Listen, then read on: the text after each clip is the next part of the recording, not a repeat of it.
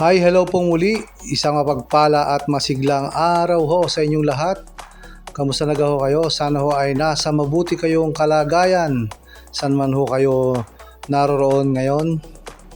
Nagbabalik pong muli itong aking YouTube channel po na Eric's Vlog. Maraming salamat ho sa patuloy na nanonood sa akin hong mga video na ina-upload. And maraming salamat din ho sa patuloy na nagsusubscribe ho dito ho sa aking YouTube channel na Eric's Vlog. So ngayong araw ho na ito ay akin ho ibabahagi sa inyo ang napapabalita hong malawakang protesta na magaganap daw ho ngayong linggo na ito. So yun ho ang aking ibabahagi ho sa inyo, ang mga detalye ho dito sa malawakang protesta ho na magaganap ngayong linggo.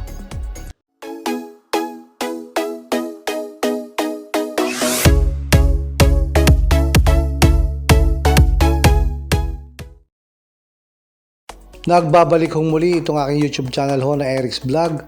Yun na nga ho, nung mga nakalipas ho na mga araw ay nagkalat ho sa social media ito hong malawakang protesta na mangyayari daw ho ngayong darating na linggo. Ito hong protesta na magaganap ho sa darating na linggo ay ito ho yung tinatawag nilang first social media organized protest. So yun ho ang sinasabi ho sa mga balita na ito hong darating na protesta ay tinatawag ho nilang first social media organized protest. Ang nasabi hong protesta ay tinatawag hong Trillion Peso March. So thousands of protesters are expected to join sa linggo ho. Ito ay sa September 21, 2025 at magaganap ho alas 9 ng umaga sa Luneta Park at alas 2 naman ho sa People Power Monument doon ho sa may EDSA sa malapit sa may Ortigas. Ito hong tinatawag na Trillion Peso March na magaganap nga ho sa araw ng linggo sa September 21, 2025 ay una hong inorganize ng mga Katoliko ho, Protestant leaders at ang civil society. So yan ho ang unang nag-organize ho ng Trillion Peso March.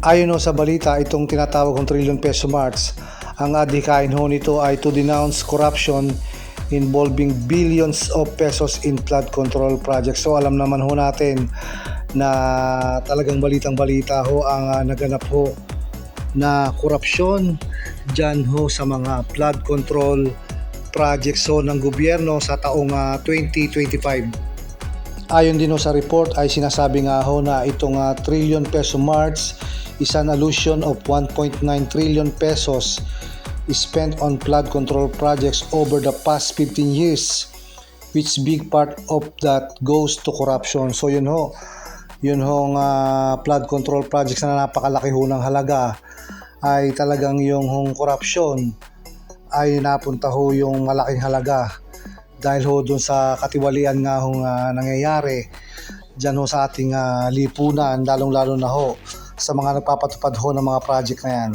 Ayon ho kay Bishop Roberto Gaa, sinabi niya ho na this is not just financial scandal, it is betrayal of dignity and life itself. Sinabi rin ho ni Bishop Gaa na every corrupt deal is a flood that submerges our future nation. Ayon naman ho kay Kidapawan Bishop Jose Colin Bagaporo, ang presidente ho ng Caritas Philippines, sinabi niya ho na the poor is the first to drown in corruption. So bukod ho sa church group at mga civil society groups or organizations, meron din ho mga labor unions and political coalitions ang sasama ho dito sa tinatawag na Trillion Peso March. Ayon din ho sa report na sinasabi ho nila na the location memorializes the 1986 People Power Revolution that hosted the Marcos family. Ayon din ho sa report, sinasabi ho nila na the date September 21 is symbolic because it's marked the 53rd anniversary of martial law declaration in 1972 by former President of the Philippines Ferdinand E. Marcos, father of incumbent President of the Philippines Bongbong Marcos Jr. Ayon ho sa report, ito hong mga grupo na ito ang sasali ho sa tinatawag na trillion peso march sa darating ho na September 21, 2025. So una ho dyan yung alyansa ng nagkakaisang mamamayan and its chapters, Brotherhood of Christian Businessmen and Professionals, Clergy for Good Governance, Metro Manila, at ang isa pa ho dyan ay ang Catholic Educational Association of the Philippines. Sasama din ho sa protesta ito hong Concerned UP Vanguard, MAPSA and various Catholic schools, Sambayan, Tamana ng Ateneo de Manila, Tindig Pilipinas and its partners, Alyansa, Tigil Mina, Every Woman, Nagkakaisa Labor Coalition, Sentro, Solidarity for Truth and Justice, Mamayang Liberal, at ang wagi ng Miriam College. Meron din hong mga sasama na mga students and activist groups so doon sa tinatawag na Trillion Peso March.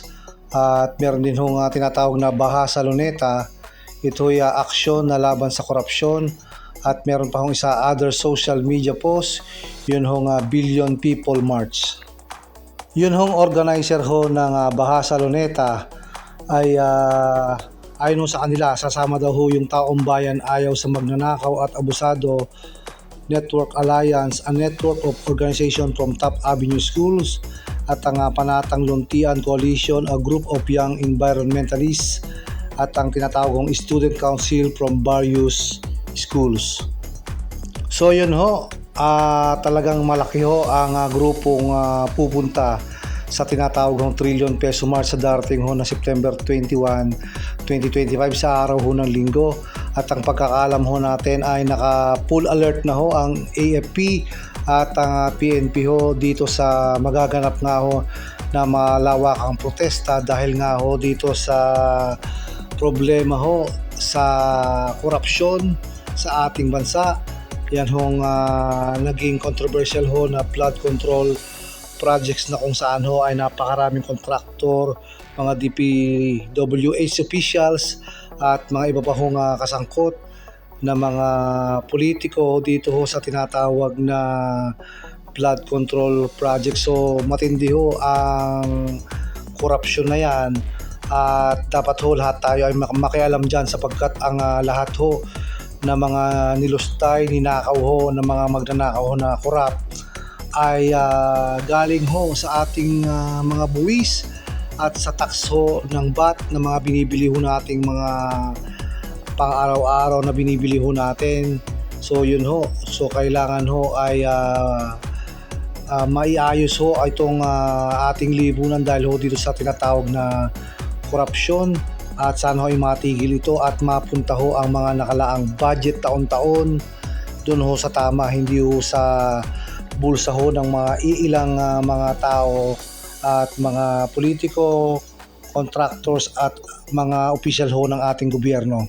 Halos lahat ho ng tao sa Pilipinas maging sa ibang bansa ho ay galit na galit ho dito ho sa tinatawag na korupsyon sa atin hong bansa dahil ho dun sa mga nagsabwatan hong mga kontraktor at mga opisyalis dyan ho sa flood control project. So ang pinag-uusapan pa lang ho natin ay flood control project. So what more pa ho yung iba pang mga project sa tulay, sa paaralan, sa mga daan, sa mga public buildings. So marami po pong lalabas na korupsyon ho. Malamang dyan ho sa ating kinakaharap na problema ng ating bansa ho, itong korupsyon nga ho na very unfair sa lahat ho ng mamamayang Pilipino, lalo-lalo na ho sa lahat ho ng taong nagbubuwis sa gobyerno at ito ho'y ninanakaw lamang ng mga kurap ho ng mga tao. Halos lahat ho ng taong naghahanap buhay, manggagawa man o nagbebenta o nagninegosyo ay very unfair ho ang nangyaring ito sapagkat lahat ho ng binubuwis natin at araw-araw ho tayong pilit na nagsusurvive sa mga gastusin araw-araw ay kinukurap naman ho ang ating pondo na dapat ho ay napunta sana sa mga proyekto ho na maganda sapagkat yun ho ang kailangan. Subalit kinurap lang ho, ninakaw lamang ho ng mga kurap ho na napunta sa gobyerno na nagpapatupad ho ng mga proyekto sa ating gobyerno ho. So yun ho ang ating sentimento tungkol ho dyan sa corruption ho na yan, kaya nagkaroon ho ng set up ho ng malawakang protesta sa darating hong araw ng linggo. So abangan ho natin kung ano ho ang magiging kaganapan ho dyan sa araw ng linggo, September 21, 2025. So hanggang dito na lang po muna ang ating vlog. Isang mapagpalang araw po sa inyong lahat and God bless po.